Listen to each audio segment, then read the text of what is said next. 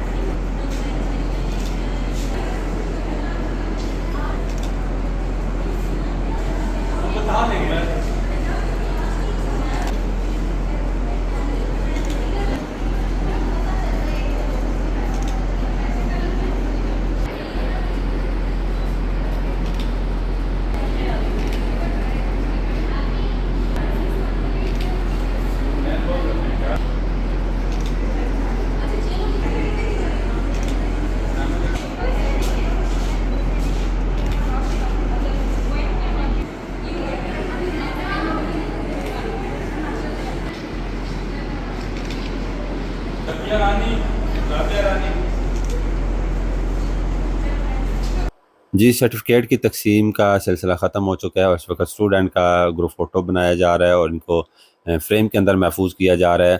और इस पूरे जो सेशन के अंदर जो ट्रेनिंग हुई है, तलबात के क्या तासरात हैं और क्या ट्रेनिंग थी, आइए हमारे साथ मौजूद हैं प्रिंसिपल मुस्लिम हैंड मैम मुनज़्ज़ा जबीन साहब, उनके हवाले से जानेंगे। जी, हमने अलकरम इंस्टीट्यूट भेरा शरीफ में 4 दिन का ब्रिटिश काउंसिल के पायली प्रोजेक्ट का जो है वो हमने 4 डेज़ के सेशन कंडक्ट किए हैं बच्चियों के साथ, जिसके अंदर हमने 45 जो गर्ल्स हैं उनको क्लाइमेट एजुकेशन के हवाले से जो है वो ट्रेन किया है और उनको मोटिवेट किया है, ट्रेन किया है कि वो कम्युनिटी में जाकर जो क्लाइमेट चेंज के हार्मफुल इफेक्ट ना सिर्फ हमें लोकली रीजनली बल्कि ग्लोबली इफेक्ट कर रहे हैं, उनके इसलिए जो है वो उनको हमने स्ट्रैटेजीज़ दी हैं कि किस तरह से वो लोकली उनको फाइट बैक कर सकती हैं, ताकि हम न सिर्फ नेशनल लेवल पर बल्कि ग्लोबल लेवल पर भी जो है इनके जो हार्मफुल इफेक्ट्स हैं उनको फाइट बैक कर सके और उसके अगेंस्ट हम क्या क्या स्ट्रैटेजीज अडॉप्ट कर सकते हैं।